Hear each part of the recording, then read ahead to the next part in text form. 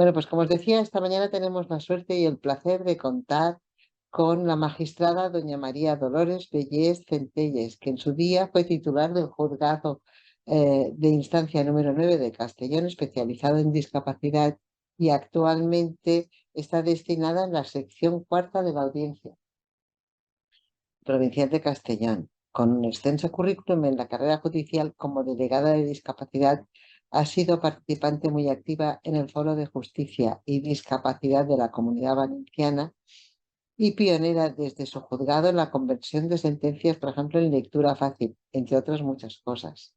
Ha sido coautora, además, entre otros estudios, de una guía de buenas prácticas sobre el acceso a la justicia de las personas con discapacidad, junto a otras voces especializadas.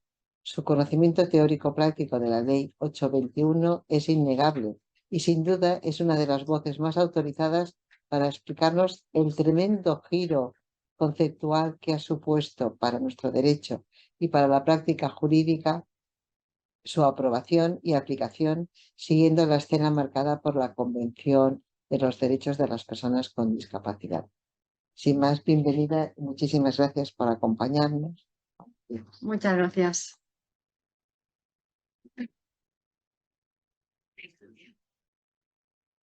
Voy a empezar sentada para auxiliarme un poco de los apuntes, porque yo os voy a hablar, bueno, ya muchos me conocéis, os habéis trabajado conmigo, y me han pedido que os hable de la nueva ley, de la Ley 8/2021, que ha supuesto una reforma integral del concepto de la discapacidad en el ámbito jurídico.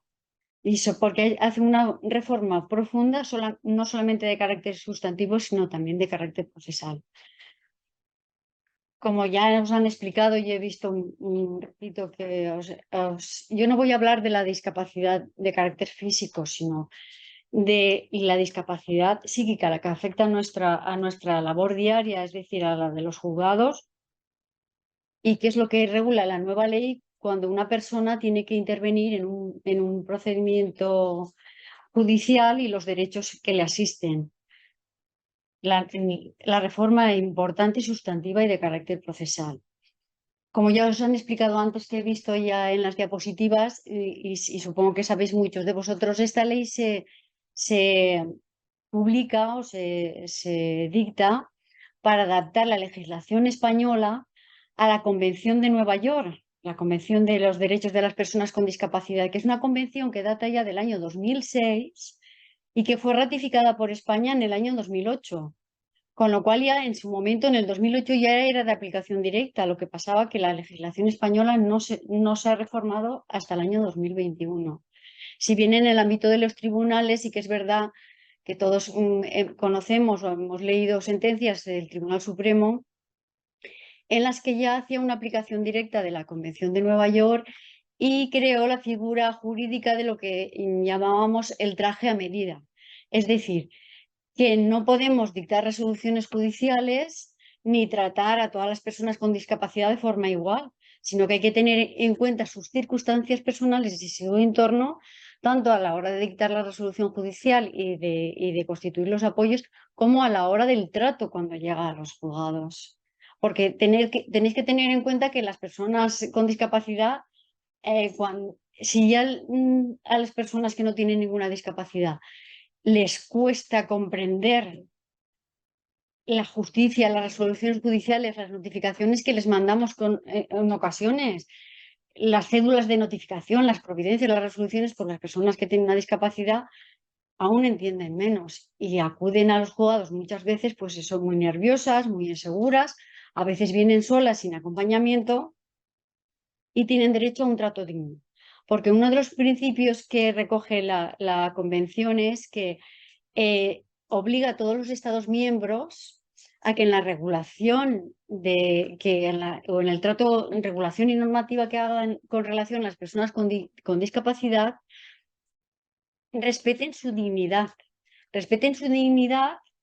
que les permita el libre ejercicio de sus derechos de forma que los puedan ejercitar para el ejercicio de su capacidad jurídica en condiciones de igualdad al resto de personas que no tienen una discapacidad.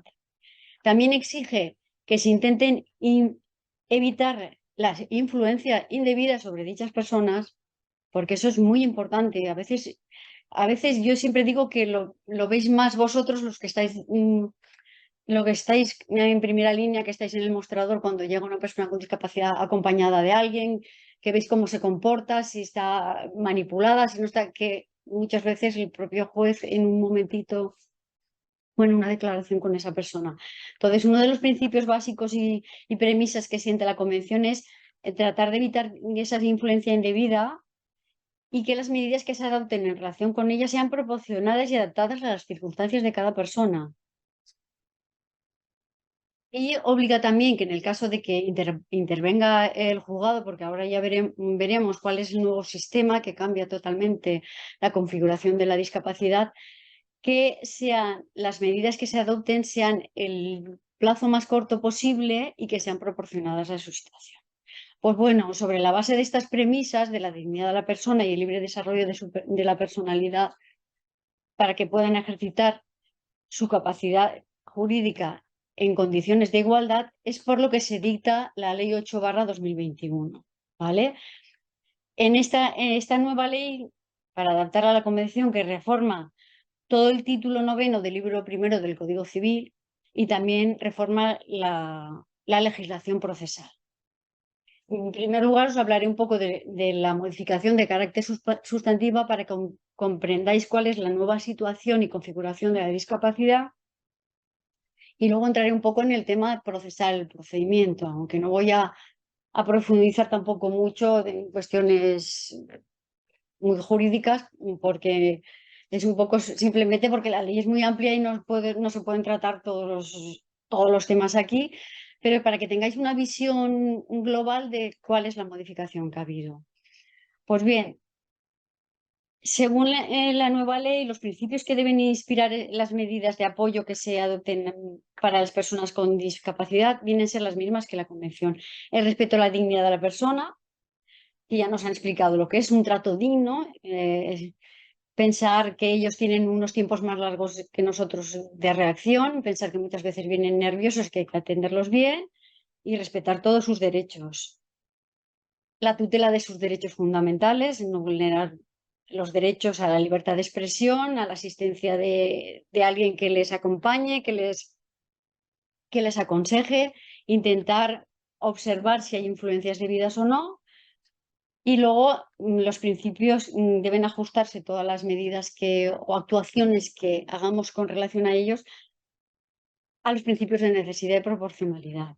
¿Vale? La nueva configuración de la discapacidad establece como medidas de apoyo a las personas con discapacidad para el ejercicio de su capacidad jurídica. Establece que con carácter preferente estas medidas serán las medidas voluntarias que establezca la propia persona. Y con carácter subsidiario a estas medidas será la guarda de hecho, la curatela y el defensor judicial. Lo explica el artículo 250 del Código Civil, lo cual cambia totalmente la configuración de la discapacidad. ¿Vale? Porque en primer lugar ya no acudiremos hasta ahora teníamos el procedimiento de modificación de la capacidad, que en cuanto respecto a todas las personas que tenían una discapacidad, se acudía al juzgado para que se constituyera una tutela, una curatela y se modificara su capacidad jurídica. Este sistema cambia absolutamente en el sentido que la ley no solamente establece cuáles son las medidas de apoyo, sino que establece un orden o una jerarquía entre ellas. Y en primer lugar, las medidas de carácter preferente. ¿Qué son estas medidas de carácter preferente? Pues son las que todos hemos oído, pues me imagino que los medios de comunicación, comentarios por ahí de que cualquier persona puede acudir al notario, cualquier persona que esté que tenga capacidad jurídica plena, puede acudir al notario para disponer cuáles son las medidas o los apoyos que ella quiere para el supuesto de que venga en una situación de discapacidad. Es decir, cualquiera de nosotros estamos aquí, podemos acudir a un notario y decir, yo para el supuesto de que me ocurra algo, y ya sea cuando sea mayor o un accidente, cualquier cosa, y me encuentro en una situación que tenga un deterioro de mi capacidad jurídica y no pueda tomar decisiones, quiero que las medidas de apoyo me las haga determinada persona o determinada otra persona. Y es más, no solamente quién quiero que me las haga, sino también qué quiero que no me otorgue apoyos. Poner y excluir las dos cosas. Y puede también expresar en qué deben consistir o cómo quiere que se le otorguen esos apoyos, para que me entendáis. Por ejemplo, puede pedir, decir, yo en el caso de que tenga una demencia, un deterioro cognitivo, un ictus y me quede sin poder expresarme, sin poder manifestar, yo lo que quiero es seguir viviendo en mi casa y quiero que las decisiones que tenga que tomar por mí los tome fulanito, los tome sotanito o sobre todo que no los tome determinada persona. Quiero que me hagan los cuidados así o asá y quiero que la gestión de mi patrimonio sea así o se haga de otra manera. Y es más, incluso puedo decir que la persona que gestione mi patrimonio o que atienda o complemente mi capacidad jurídica, que me ayude a tomar decisiones o que decida por mí en su caso, no tenga siquiera que rendir cuentas. Eso también puede ocurrir, porque la ley hace una previsión de rendición de cuentas de esas situaciones, ¿vale? Esas son las medidas de carácter voluntario. Que sepáis que existen y que cualquier persona puede ir al notario, acudir al notario, donde allí le aconsejarán mejor y le explicarán cómo funciona y que esas son de carácter preferente. Y subsidiariamente están la guarda de hecho, que es una medida de apoyo de carácter legal. ¿Vale? El guardador de hecho del que todos hemos oído hablar, sobre todo los que trabajáis en juzgados en materia de discapacidad, sabéis ya qué es la guarda de hecho, el guardador de hecho, que es una medida de apoyo de carácter legal. Es decir, el juez no nombra al guardador de hecho, sino que su función de apoyo legal le viene dada por la ley, por disposición legal. Y luego están las medidas de apoyo de carácter judicial, que son la curatela como medida principal y el defensor judicial. Voy a explicar un poquillo cómo funciona cada una de ellas, ¿vale? ¿Quién es el guardador de hecho? Pues bueno, el guardador de hecho, la propia ley en la exposición de motivos lo explica un poco, porque justifica crear esta figura legal, que no es más que viene a decir el legislador que, bueno, que la experiencia demuestra que la mayor parte de las personas con discapacidad están bien atendidas y bien apoyadas en el ámbito familiar, ya bien sea por familiares, amigos, personas allegadas, que les prestan, en la mayor parte de los casos, las medidas de apoyo que ellos necesitan y que no es necesario acudir a una autoridad judicial para que esos apoyos se los tenga que imponer o decidir una autoridad judicial. Entonces, la persona que de hecho efectivamente está apoyando a una persona con discapacidad, no es que esté haciendo por ella, sino que le ayuda, le acompaña, le aconseja y le explica las cosas que no entiende para que la propia persona con discapacidad pueda tomar sus decisiones, ese es el guardador de hecho, ¿vale? Entonces, cuando existe una guarda efectiva, un guardador de hecho efectivo, no es necesario acudir a las medidas judiciales de apoyo, porque siempre tienen naturaleza subsidiaria. Hasta el punto tienen naturaleza subsidiaria las medidas judiciales de apoyo, que el propio Código Civil establece que aun cuando haya medidas voluntarias, es decir, disposiciones que la propia persona haya hecho a través del notario, una escritura notarial donde se indique las medidas de apoyo que quiere, o incluso existan medidas judiciales, si ni una ni la otra se están aplicando de forma efectiva y existe un guardador de hecho, que este guardador de hecho deberá seguir ejerciendo dichas funciones. Le otorga prioridad total y absoluta a la guarda de hecho. Y solamente cuando las medidas de carácter voluntario o la guarda de no existan, o la guarda de hecho no exista, o aunque existan, sean insuficientes, es cuando se tiene que acudir a la vía judicial a las medidas de apoyo. que serán la curatela o el defensor judicial, depende, luego ya lo explicaré en cada caso concreto. Es decir, que cabe la posibilidad que exista un guardador de hecho que esté ejerciendo determinadas funciones y al mismo tiempo se tenga que acudir a la vía judicial porque las funciones de ese guardador de hecho o las medidas voluntarias no sean suficientes, ¿vale? Para los apoyos que necesita esa persona. Es decir, también tenemos que partir que cuando digo que no sean suficientes es porque lo que queda claro con la nueva ley es que tanto que las medidas de el guardador de hecho no tienen funciones de representación, que aquí se ha discutido mucho y los guardadores de hecho en la práctica están teniendo muchos problemas porque el guardador de hecho, que suele ser un pariente, una persona allegada o a veces algún vecino incluso,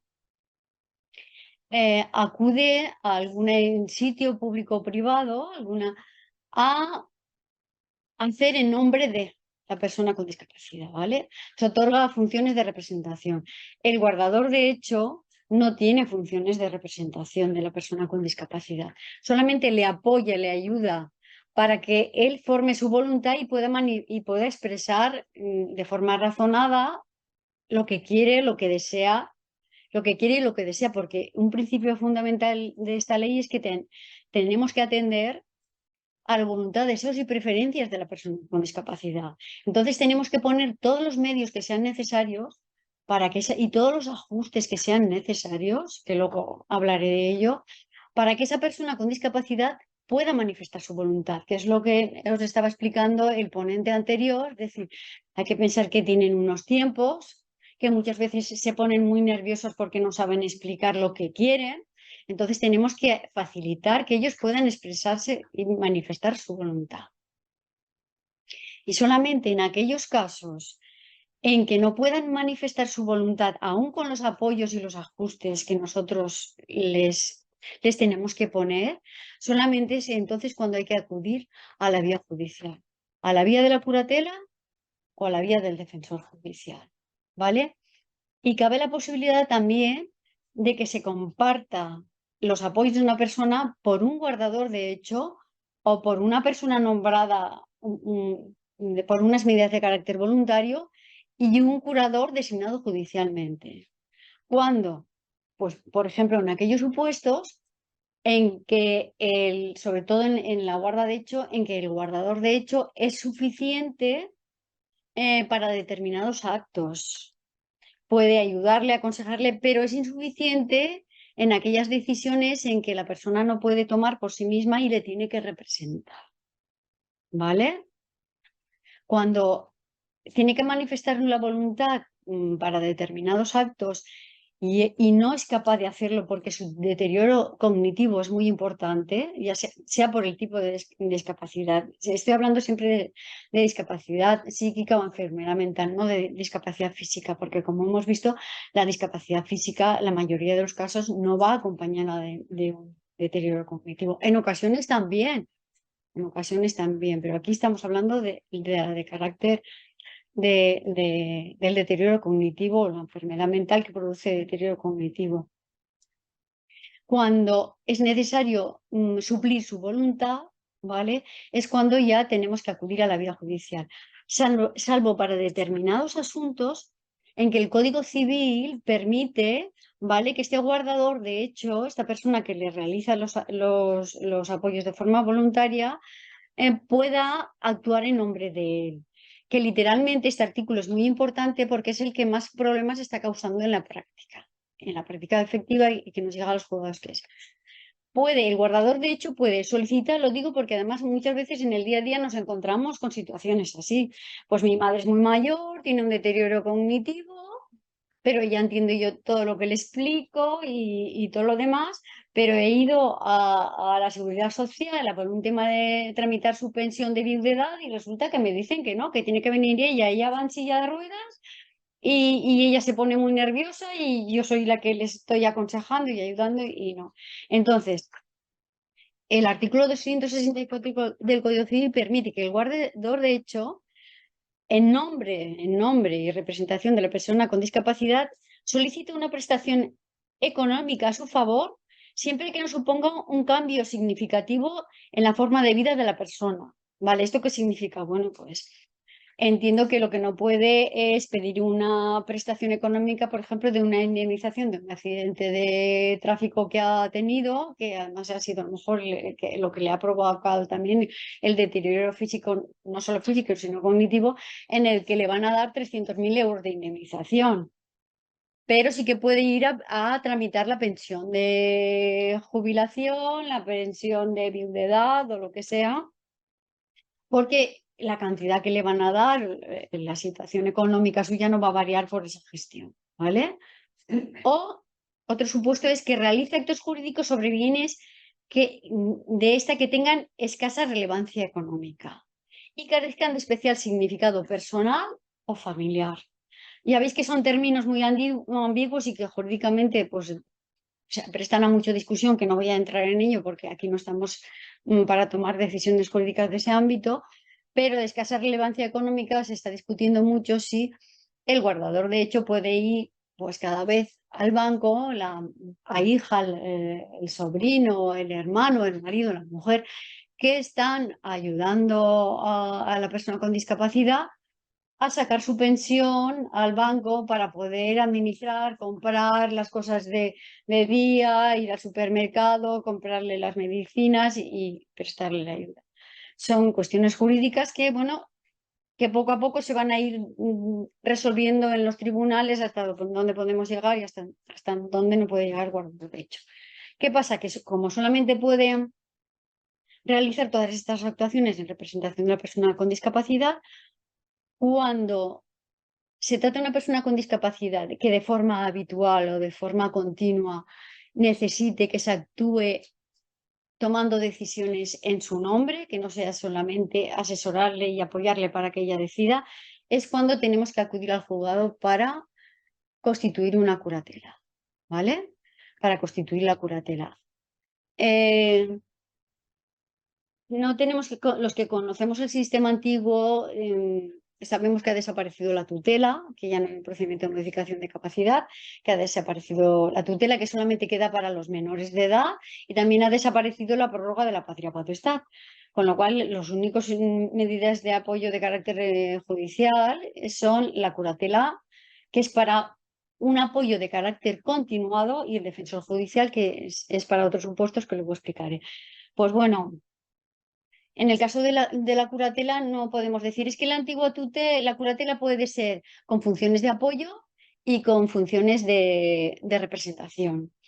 Si estamos diciendo, bueno, que hay medidas voluntarias que son de apoyo y también pueden ser de representación las medidas voluntarias, porque las medidas voluntarias la persona puede decir, yo quiero que tome las decisiones en mi nombre, cosa que no ocurre con el guardador de hecho, porque el guardador de hecho aparece cuando la situación de discapacidad ya existe, ¿vale?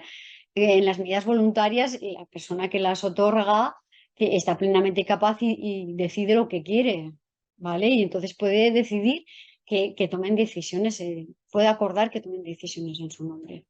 Entonces, ¿qué ocurre? Porque tenemos que acudir al juzgado para que se nombre un curador solamente asistencial, cuando pues bueno, esto puede ocurrir porque no existe, como he dicho antes, porque no existen medidas voluntarias, ¿vale? Y estas medidas son insuficientes y no tenemos una guarda de hecho. ¿Vale? Si no tenemos a nadie, ¿cuántas veces nos encontramos que nos viene a través de servicios sociales o tenemos un conocido, un vecino, una persona que vive sola, que ya tiene un deterioro cognitivo importante y que nadie le está prestando asistencia, que es cuando intervienen los servicios sociales, cuando tenemos un informe que nos llega al juzgado y nos toca tramitar el procedimiento y nombrar un curador simplemente asistencial. ¿Vale? También cabe la posibilidad de que esa persona necesite apoyos asistenciales y apoyos de representación. ¿Vale? Entonces, el curador puede tener funciones asistenciales y funciones de representación. O que esas funciones de apoyo asistenciales las esté cubriendo o una tercera persona que haya sido nombrada voluntaria o que sea un guardador de hecho. Con lo cual, el curador solamente será para las funciones de carácter representativo. ¿Vale? Esta es un poco la estructura general. Y luego el defensor judicial, todos conocemos un poco el defensor judicial como el representante procesal, ¿no?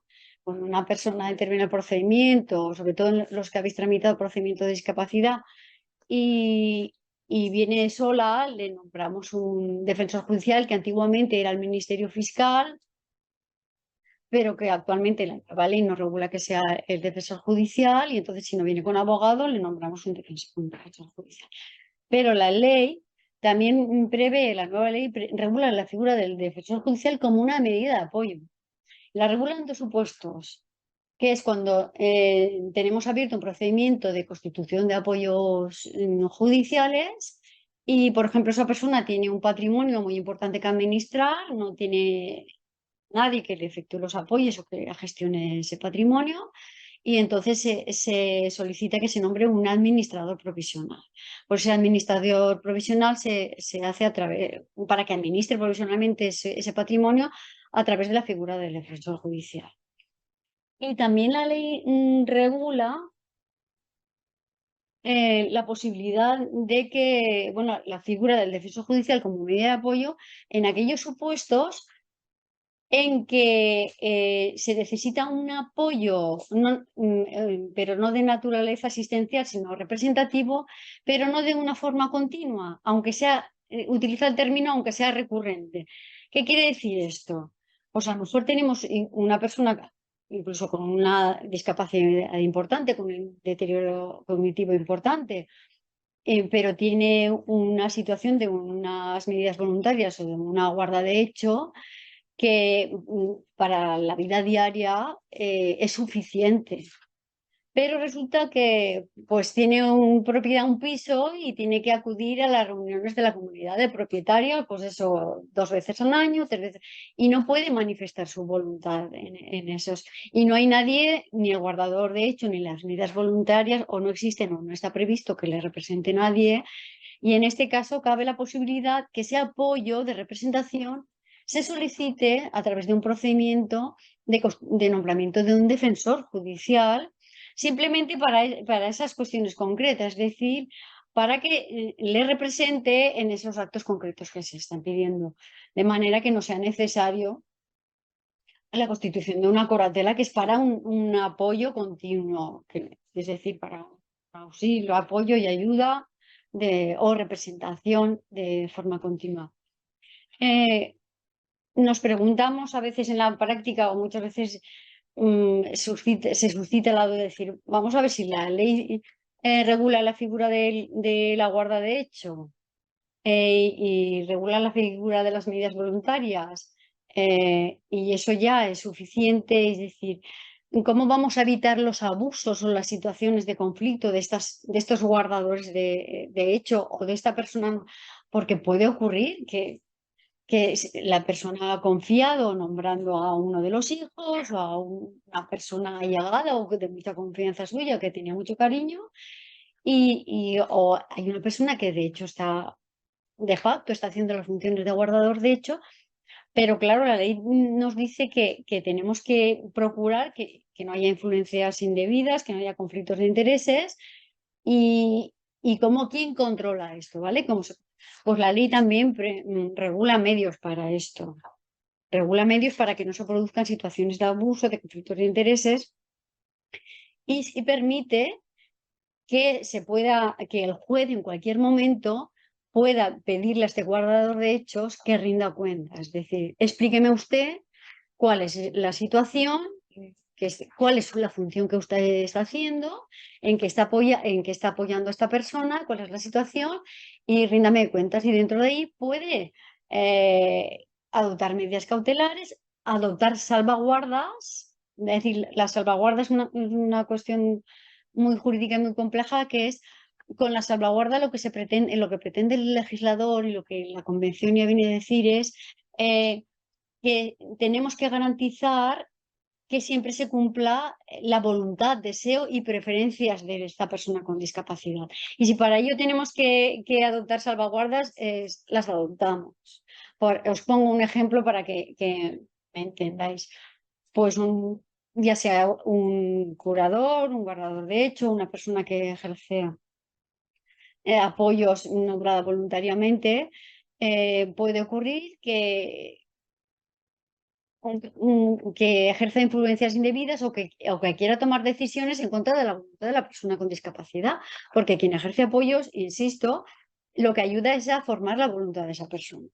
Entonces siempre tiene que averiguar cuál es la voluntad, deseos y preferencias y cumplir esa voluntad, deseos y preferencias. Puede ocurrir, a lo mejor, pues que sea uno de los hijos quien esté ejercitando los apoyos, o bien como guardador de hecho, o porque la propia padre o madre lo haya nombrado en una escritura pública, pero que esté ejerciendo una situación de abuso. Porque resulta que ahora está enemistado con un hermano suyo y resulta que su madre está en la residencia o está en casa y está prohibiendo que a este hermano haga visitas a la madre o que le haga llamadas telefónicas y que entonces esto va en contra de la persona con discapacidad cuando ella quiere recibir visitas del otro hijo, recibir llamadas de teléfono y digo de otro hijo, como digo de un vecino, de un amigo o de lo que la persona quiera. Entonces, si esto se tiene que poner en conocimiento del juzgado y el juez puede adoptar salvaguardas para garantizar que esa voluntad, deseos y preferencias de la persona se cumpla. ¿Vale? Y hasta aquí es un poco el contexto de lo que es el derecho sustantivo, el cambio de que ya no podemos hablar de modificación de la capacidad. Tampoco la terminología es muy importante porque hay que respetar la dignidad de la persona y todos somos personas y todos tenemos derecho a ejercitar nuestra capacidad jurídica y somos personas. Y las personas que tienen una discapacidad son personas con discapacidad. Y cuando ya tienen constituidos apoyos judicialmente, la ley les denomina personas es un nombre muy largo, pero las denomina así, personas con discapacidad con apoyos constituidos judicialmente. ¿Vale? Yo les digo personas con discapacidad con apoyos judiciales, pero bueno, ya no hablamos de discapacitado, por supuesto, ni de inválido, ni de otra terminología que se utilizaba antiguamente y que debemos evitar, y sobre todo nosotros los profesionales que estamos trabajando con personas con discapacidad que acuden todos los días a los juzgados.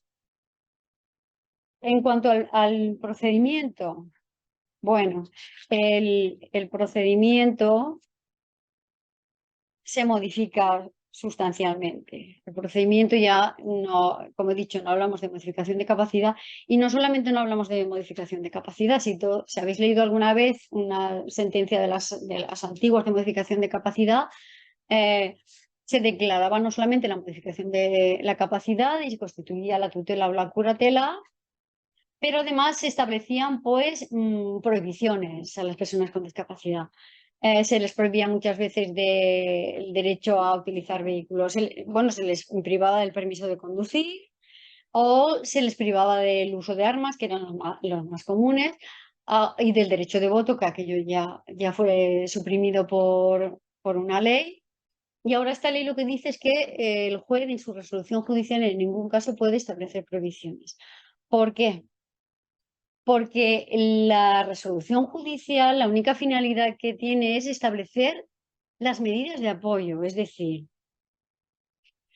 ya que esa persona no tiene un apoyo constituido voluntario ni tampoco un guardador de hecho, hay que acudir a la vía judicial para que lo establezca y solamente el juez puede decir quién es la persona que le va o personas que le van a efectuar el apoyo y la manera de hacer ese apoyo. Es decir, si es un apoyo asistencial, ¿para qué aspectos de su vida requiere de asistencia?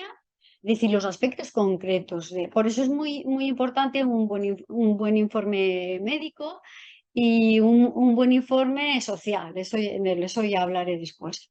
Entonces, solamente puede determinar qué apoyos necesita para qué aspectos y qué tipo de función realiza el curador. Si es una función asistencial o si es función representativa. Las tiene que deslindar. Ya no puede establecer no puede resolver ninguna cuestión más. ¿Por qué? Porque el legislador ha querido que todas las demás cuestiones, como es de carácter administrativo, como es el permiso de conducir, que nos lo da una autoridad administrativa, o pues eso, el permiso de armas, que nos lo da una autoridad administrativa, pues que se quede en manos de esa autoridad administrativa y que sea esa autoridad administrativa quien decida si le vuelve a renovar el carnet de conducir o se suprime o no la licencia de armas. ¿Qué pasa? ¿Qué ocurre cuando el médico forense dice, pues entiendo que no tiene capacidad para conducir? Vale, pues nosotros en la resolución judicial no se puede. Pero como vamos a nombrar un curador, ¿vale? Si es asistencial, tendrá que convencerle a la propia persona para que no conduzca, tendrá que tener esa capacidad. Se supone que si tiene bastante capacidad jurídica, será consciente y aceptará en no coger el coche. Sobre todo estoy hablando de los problemas que presentan las personas que tienen una enfermedad mental cuando se descompensan. El principal problema viene por ahí, que determinadas enfermedades mentales, cuando están en una situación de compensada, con un tratamiento, con un seguimiento, no hay ningún problema para que esa persona pueda conducir un vehículo. Cuando se descompensan es cuando viene el problema. En estos casos tenemos el curador que tendrá que hacer esas medidas de apoyo y si no, él mismo, entiendo yo, ser quien ponga en conocimiento de la autoridad administrativa, oiga, esta es la situación y lo mismo con el tema de la licencia de armas y demás. No se me ocurre ahora porque era lo principal que se dictaba, pero el juez no puede en la sentencia, en la resolución judicial. Y entramos ya en el procedimiento. El procedimiento ya no es un juicio. No, no, las personas con discapacidad cuando se acercan al juzgado les hablas de juicio, se asustan, no entienden nada. Hay que procurar que cuando vienen con un papel que han recibido en el mostrador, explicarles para que entiendan y sobre todo, muy importante, pues la traducción de esos documentos a lectura fácil. Que hemos empezado, ya sabéis que la Generalitat Valenciana ha previsto un sistema de traducción de los autos y sentencias en que se constituyen medidas de apoyo judicial para que se traduzcan a lectura fácil y las puedan comprender, de forma que no es que se pueden remitir, sino que es obligación del juez remitirlas para que si la persona lo puede entender con una adaptación a lectura fácil, pueda comprender lo que se le está diciendo ahí. ¿Vale? Pues mi aspiración como delegada de discapacidad sería que todos los modelos de documentos de ordinario que ya están estandarizados en los procedimientos, no solamente en el procedimiento de apoyos, sino en cualquier procedimiento, sea del orden social, contencioso, por supuesto, penal, todo que les llegue ya en un lenguaje que ellos puedan comprender. Pero bueno, eso son recursos económicos, son todo una tarea larga y una lucha para que nos pongan medios recursos materiales que tenemos que ir reclamando poco a poco, que conforme a esta nueva ley son exigibles además ahora a la administración. ¿Vale? Y en el ámbito del procedimiento, ¿vale? Vamos a empezar por un artículo fundamental bueno, sabéis que estas medidas judiciales se pueden revisar, ¿vale? Procedimientos de revisión, lo que estáis en juzgados de discapacidad, sabéis que tenéis muchísimo trabajo ahora, que hay un plazo que nos queda un año prácticamente para esas revisiones, no sé si se va a conseguir o no se va a conseguir. Yo lo veo en la mayoría de los partidos judiciales como una utopía, pero bueno, si nos han puesto medidas de apoyo y refuerzo, tampoco se puede hacer más. Pero son revisables y en todo caso en un plazo de 3 años y solamente de forma extraordinaria se puede hacer un plazo mayor y por supuesto un plazo menor también para la revisión. En el ámbito del procedimiento, tenemos que, antes de nada, de explicar el procedimiento actual, hay que tener en cuenta el artículo 7 bis de la Ley de Enjuiciamiento Civil, que prácticamente viene reproducido como artículo también 7 bis de la Ley de la Jurisdicción Voluntaria, que regula los ajustes a las personas con discapacidad. Es decir, la obligación que tenemos, que todos tenemos, cuando una persona con discapacidad acude al órgano judicial para que pueda ejercitar su capacidad jurídica en igualdad de condiciones que los que no tienen una discapacidad, poner unos ajustes para que ella pueda entender y comprender lo que se está haciendo y que para que ella pueda expresarse. Este artículo dice que en todos los procesos en los que participen personas con discapacidad, es decir, ya no estamos hablando solamente del procedimiento en el que se le va a constituir apoyo, sino en cualquier procedimiento en que intervenga una persona con discapacidad, se realizarán las adaptaciones y los ajustes que sean necesarios para garantizar su participación en condiciones de igualdad. ¿Vale? Da igual la instancia que sea, primera instancia, segunda instancia, casación, da igual. En todos los procedimientos que intervengan estas personas, estamos obligados, desde el primero que le atiende en el mostrador hasta el último que dicta la resolución, el que la ratifica, todos.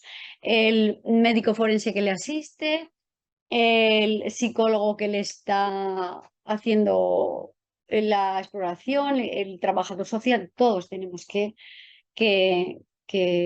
pedir, y si no podemos hacerlos, pedirlos, que sea.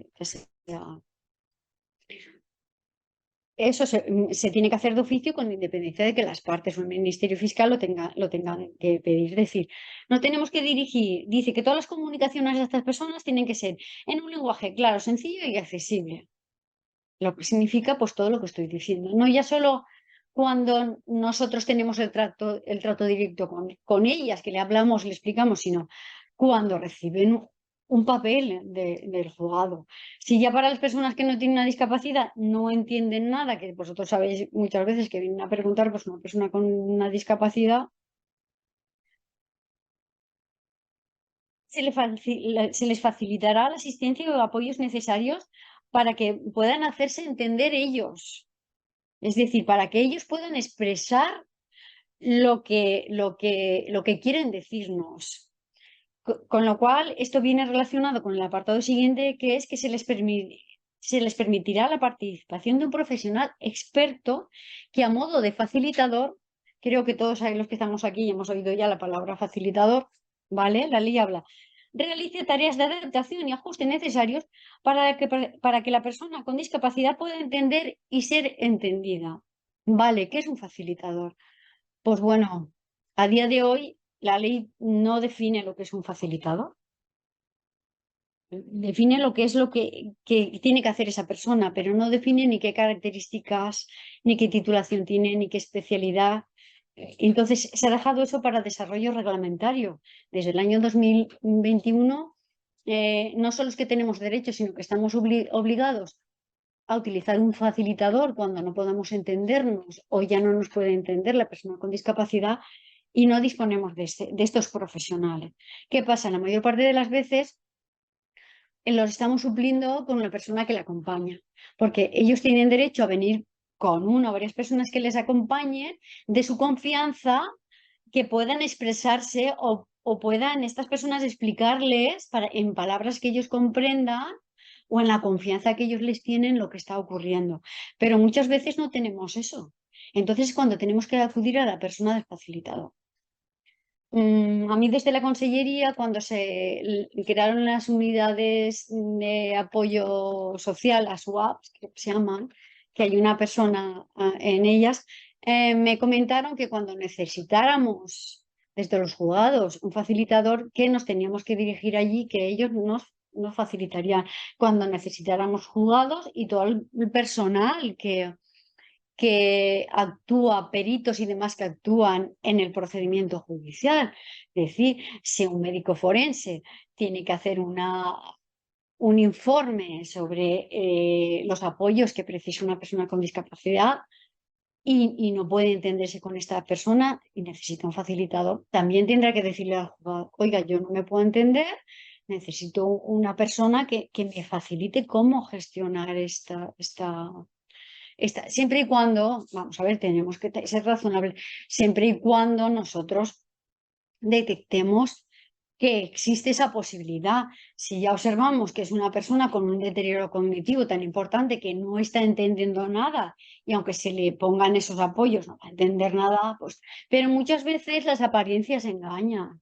¿Vale? Pues muchas veces porque una persona es sorda o está un poco sorda, es que no me oye, no me entiende. Oiga, no, ármese de paciencia, porque resulta que si se le pone en el oído derecho y le habla ahí con tranquilidad y paciencia y le habla un poquito en alto, le va a entender todo lo que dice. ¿Vale? Pongo ese ejemplo por poner. Entonces, la figura del facilitador, que sepamos que está ahí, que es obligatoria en todos los tipos de procedimientos, en todos los tipos de jurisdicciones, que estamos esperando el desarrollo legal, pero que si lo necesitamos, pues que tenemos que acudir a las unidades de apoyo, ¿vale? Y tiene derecho, como ya he dicho antes, a estar acompañada de una persona de su elección desde el primer contacto con las autoridades y funcionarios. Es decir, se acabó aquello de, no, no, usted quédese fuera y que tiene que entrar sola. No, no, usted no intervenga. Ahora, es muy importante también lo que ha dicho el anterior ponente, es decir, cuando la persona con discapacidad viene con una persona de su confianza para que le apoye y le ayude, eh, esa persona tiene que ayudar, apoyar y explicar, pero quien tiene que manifestar la voluntad y quien tiene que decir lo que quiere y lo que no quiere, no es la persona que viene de apoyo, ¿vale? Sino la propia persona con discapacidad, ¿vale? ¿Cuál es en los mismos términos, el artículo 7 bis para los procedimientos de apoyos, pero adaptado ya a los procedimientos de la ley de la jurisdicción voluntaria? Vale. El procedimiento para ver, me voy a centrar ya un poco en el procedimiento de constitución de apoyos, que es el que, sobre todo, como yo he visto que este curso está dirigido a personal que trabaja en los juzgados que están en esta jurisdicción, en este ámbito de las personas con discapacidad, y ya sabéis, la mayoría de vosotros, que ya no hablamos de juicio, ya no hablamos de un demandante y un demandado, es un procedimiento de jurisdicción voluntaria, ¿vale? Viene regulado en la ley de la jurisdicción voluntaria. Y la ley no habla de citar a un juicio, habla de citar a una comparecencia para ser oídos, ¿vale? Eh, este- este- y a la hora de citar esta comparecencia, donde se oye también a la persona con discapacidad, ya no me voy a meter en temas jurídicos si la persona con discapacidad hay que oírla antes, hay que oírla después, porque esas son cuestiones jurídicas que le competen decisiones al juez y no un tema ya nuestro más del personal, que si no, para que sepáis cómo funciona el procedimiento, ¿no? Entonces, este procedimiento no se necesita abogado ni procurador, ya habéis visto muchas veces el escrito que presenta la propia persona. Es obligado que en los servicios comunes haya instancias y modelos para que cualquier persona pueda venir y rellenar la solicitud, sea la propia persona con discapacidad que ella misma pida los apoyos, que sabéis muy bien que esto no suele suceder, o sea, un pariente, ¿vale? También os digo que la ley ahora ha limitado mucho la legitimación. No cualquier persona puede acudir y solicitar, ¿vale? La constitución de apoyos judiciales. Solamente la puede hacer la propia persona con discapacidad, su cónyuge o pareja de hecho, ascendientes y descendientes. Ascendientes, descendientes y hermanos. O de oficio o el Ministerio Fiscal, ¿vale? ¿Por qué?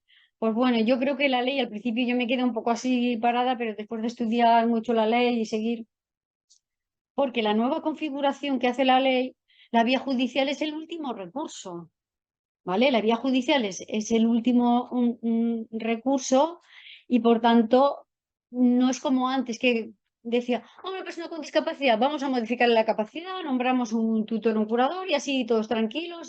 No, no, oiga, es que hay que oírle a ella, también ella tiene que decir si quiere medidas de apoyo o no las quiere, porque muchas veces nos encontramos cuando ya estamos en el procedimiento, lo primero que se le tiene que preguntar a esa persona, oiga, esto es lo que se está pidiendo, se le está pidiendo a usted. Está pidiendo que como usted no puede hacer esto, esto y esto y esto, que están proponiendo que sea esta persona quien le haga los apoyos, quien le haga los apoyos y que sea un juez quien acuerde nombrarle y puede decir, no, no, si yo estoy de acuerdo, yo no quiero ni que intervenga un juez para nada, yo estoy de acuerdo en que sea mi hija quien me haga este apoyo y estoy de acuerdo en todos los apoyos.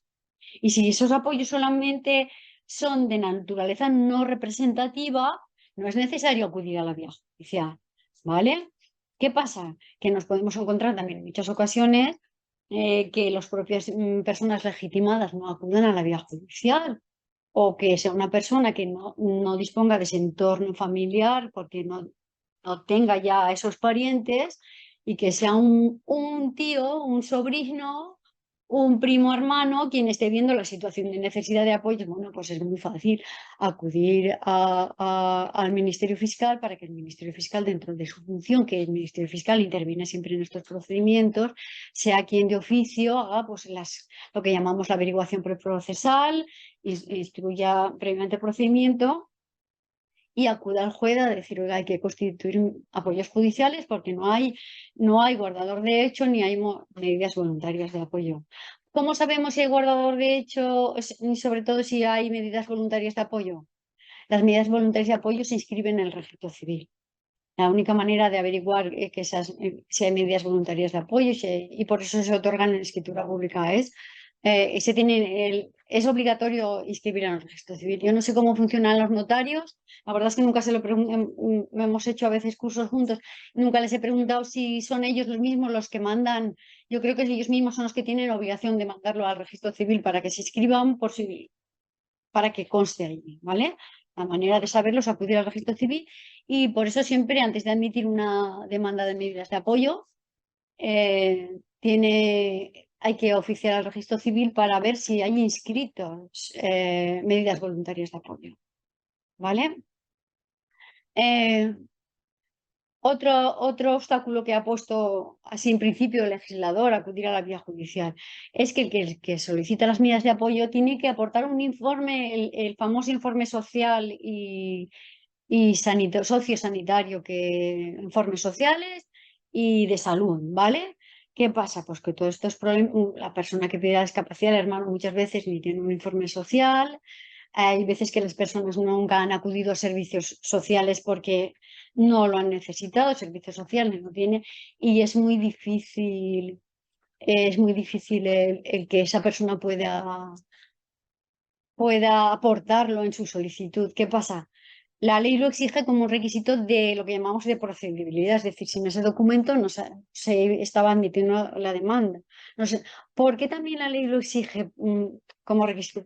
Pues porque se trata de evitar que se judicialice los apoyos a las personas con discapacidad. Es decir, se trata de evitar volver a la situación anterior, que todas las personas estén sujetas a una curatela, una tutela, que el juzgado tenga que intervenir en todo, cuando esa persona ya ha dispuesto de su voluntad, cuando tenía una capacidad plena, o porque tiene una figura de un pariente que está ejerciendo de guardador de hecho y es suficiente. Y por el hecho de que resulte que ese guardador de hecho entra en conflicto con otro hermano o en un pariente, que sea, no, pues que nombre el juez un curador. No. Vale, una situación de conflicto familiar, cuando hay una guarda de hecho efectiva y suficiente, nunca debe dar lugar a nombrar un curador. Jamás. Ahora sí, si esa situación de conflicto está perjudicando a la persona con discapacidad, el juez lo que sí que puede es establecer medidas cautelares y sobre todo salvaguardas, ¿vale? Salvaguardas para proteger a la persona con discapacidad, ¿vale? Pero nunca una situación de conflicto, por una situación de conflicto siempre y cuando la guarda de hecho se constate que sea suficiente y que se está cumpliendo de forma eficaz, ¿vale? Se trata de evitar que la ley lo que prevé es como último recurso acudir a la vía judicial. Bueno, como veo que me estoy pasando de hora, ya voy acabando. Sí, sí, no, ya me estoy pasando de hora. Y hay pruebas que son preceptivas, que es la entrevista del juez con la persona con discapacidad. Porque como he dicho, hay que preguntarle sí o sí qué es lo que quiere e intentar averiguar. Un informe el social y sanitario, y el juez puede pedir otros informes. ¿Y qué pasa si, y solamente que sepáis, que por qué a veces se ha seguido un procedimiento de apoyos y luego se ha archivado y luego resulta que nos entra una demanda pues bueno, tenéis que saber que la ley lo que regula es que si la persona con discapacidad, cuando en la comparecencia o cuando en la entrevista con el juez se le explica lo que está ocurriendo y se opone a esas medidas de apoyo, no quiere voluntariamente esas medidas de apoyo, hay que ir a un procedimiento, se archiva el procedimiento, dijéramos, de jurisdicción voluntaria, que no es más que, y yo siempre digo que es como una mediación, un acuerdo de voluntades en el que se oye a todos, se averigua qué es lo que está pasando y qué necesidades de apoyo tiene esa persona. Ella tiene que manifestar su conformidad, ¿vale? Y si manifiesta su conformidad, es cuando se acuerdan esas medidas. Si se opone, hombre, siempre tiene que ser una oposición un poco razonada. Bueno, eso ya son valoraciones políticas, pero la ley lo que prevé es que cuando hay se archivan el procedimiento y entonces hay 30 días para que las personas legitimadas acudan a la vía judicial ya a un procedimiento declarativo que esté, pues, por supuesto, es contra la voluntad de la persona con discapacidad. Obligación siempre de revisión, obligación de poner un plazo de revisión de esas medidas, en cualquier momento se puede revisar y luego los procedimientos antiguos también están en fase de revisión, el legislador ha dado un plazo de 3 años y estamos en ello. Y yo ya doy por concluida porque prefiero que me hagáis alguna pregunta si queréis hacerme que seguir dando explicando pues la ley, que a lo mejor vosotros no la aplicáis, es más un poco el trato con la persona con discapacidad. Solicitar un judicial y se lo tendríamos que hacer. El facilitador, pues el facilitador, cuando se pone el letrado de la Administración de Justicia, es el que se tiene que encargar de hacer todas esas adaptaciones y ajustes, ¿vale?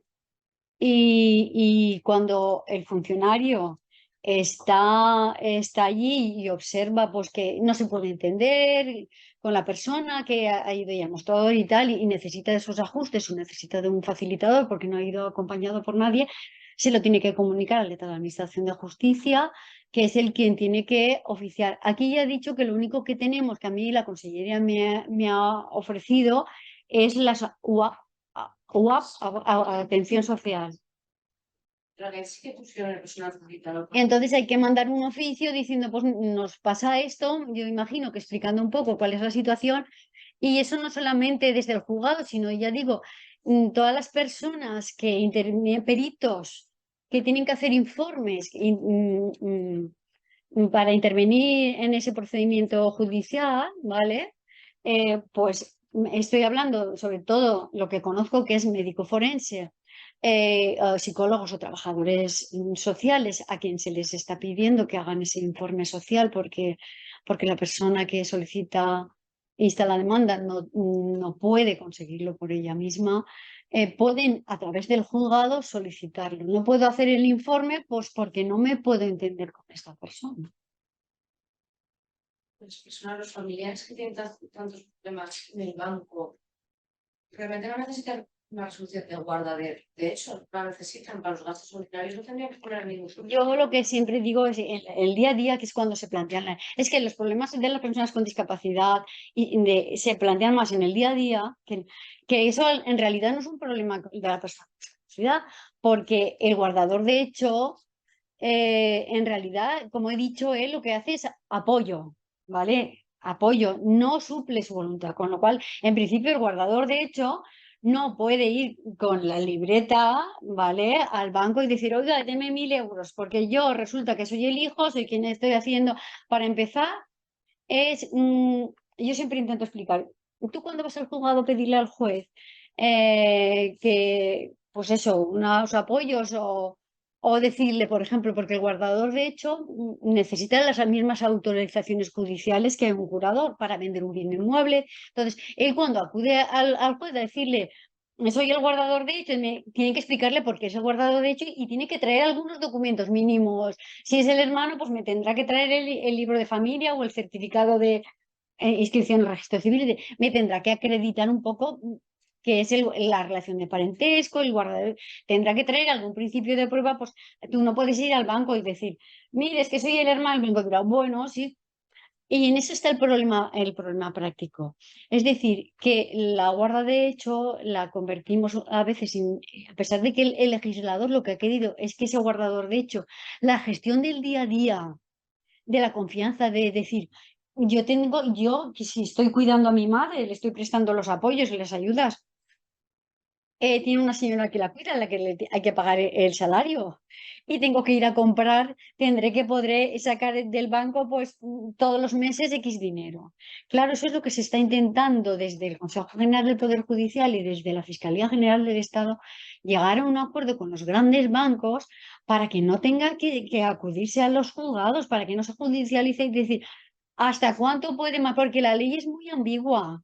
Pequeñas que se entiende por... Entonces los tribunales están dictando resoluciones, las audiencias un poco contradictorias. Es decir, hay doctrina que dice que no, que de representación nada y que no puede ir al banco a sacar nada si no va acompañada y manifiesta su voluntad.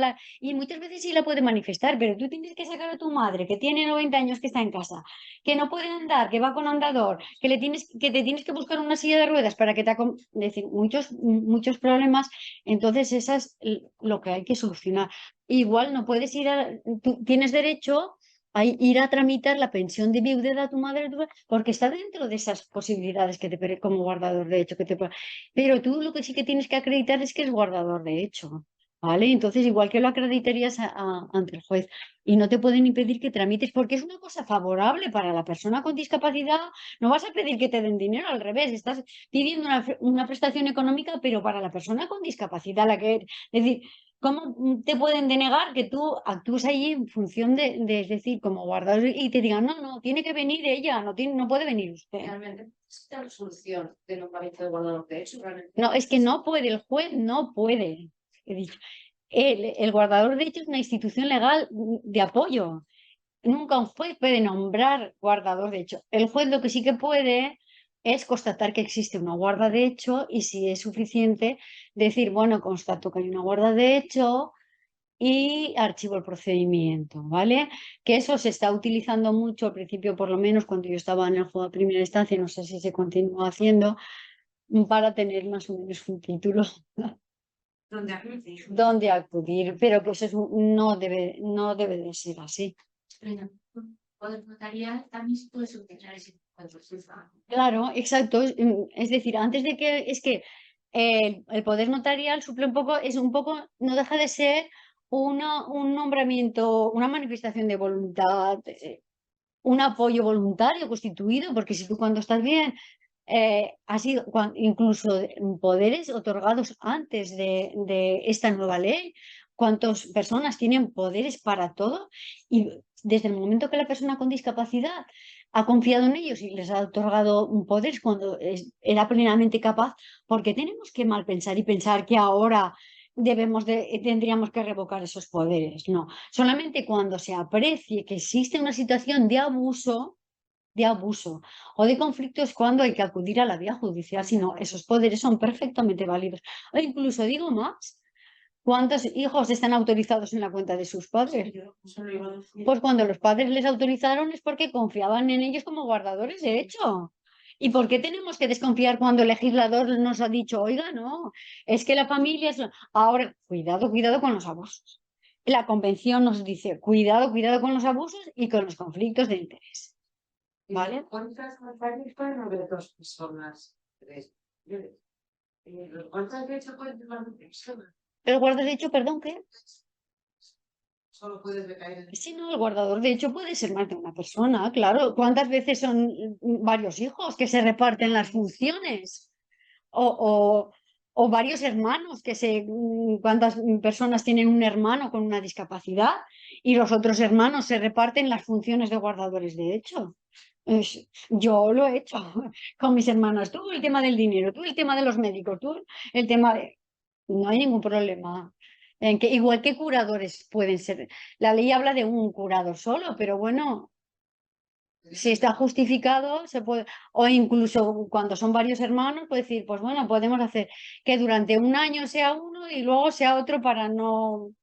O el hecho de que el curador sea una persona nombrada, si estoy hablando de un curador de. Es que para que sea un curador de apoyos, si hay una voluntad y ahí no hay conflicto y no hace falta acudir a la vía judicial, pero cuando hablamos ya de un curador representativo, si también hay que hacer apoyos no de carácter representativo, no hace falta que los haga ese curador, que se le habrá nombrado solo para cuestiones representativas. Puede haber un guardador de hecho y el curador de funciones representativas. Antes la inscripción en el registro civil era la incapacidad y la tutela antigua. Ahora solamente es la medida de apoyo, ¿no? Y la guarda de hecho cuando se escribe. La medida de. No, es que la guarda de hecho es una figura legal, que no hay un nombramiento, es una institución legal. Existía. No hay, eso ya existe, es una institución legal que está muy limitada en su ejercicio con funciones representativas, pero para lo demás, ¿para qué necesitas inscribir una guarda de hecho? Si tú no puedes ir a ningún sitio, en principio, con funciones de representación, cuando afecten de forma personal muy importante a la persona con discapacidad o a su patrimonio, es decir, que se trata de tomar decisiones de carácter económico que tengan mucha trascendencia económica, no las puedes hacer como guardador de hecho. Ahí sí que, si son de forma continua, es cuando tienes que acudir a la vía judicial. Y si son de forma esporádica, tienes la figura del defensor judicial o a las autorizaciones concretas, porque el guardador de hecho tiene que acudir como el curador a todas las medidas del antiguo 271 del Código Civil, vender bienes, arrendar inmuebles durante más de 6 años. El guardador de hecho también tiene que acudir al juez para eso. Pero eso es una vez en cada X años o nunca en la vida, pues es cuando aceptas una herencia sin beneficio de inventario o cuando necesitas vender un bien inmueble. Hay una inscripción de incapacidad como tal. No, la constitución de apoyos, es que ya no hay modificación de capacidad, desde luego de incapacidad ya no hablamos, ni de modificar, es que las personas con discapacidad tienen la capacidad que tienen, pero tienen los mismos derechos y libertades y no vamos a modificar su capacidad porque la capacidad jurídica la tenemos todos igual. La capacidad jurídica la tenemos la misma, las personas con discapacidad. Lo que pasa es que el ejercicio de la capacidad jurídica, ellos lo tienen limitado y es ahí donde los tenemos, que la dignidad de la persona y sus derechos fundamentales las tienen igual las personas con discapacidad que las personas que no tienen discapacidad. La capacidad jurídica es la misma para todos. Ellos lo que tienen problema es para el ejercicio de esa capacidad jurídica y para lo que se constituyen los apoyos es para el ejercicio de esa capacidad jurídica para que lo puedan hacer en condiciones de igualdad que en el resto de las personas. Por eso les tenemos que facilitar, apoyar, pero nunca sustituir, salvo que sea necesario que de una forma extraordinaria, que es cuando debería intervenir solamente el juzgado para eso.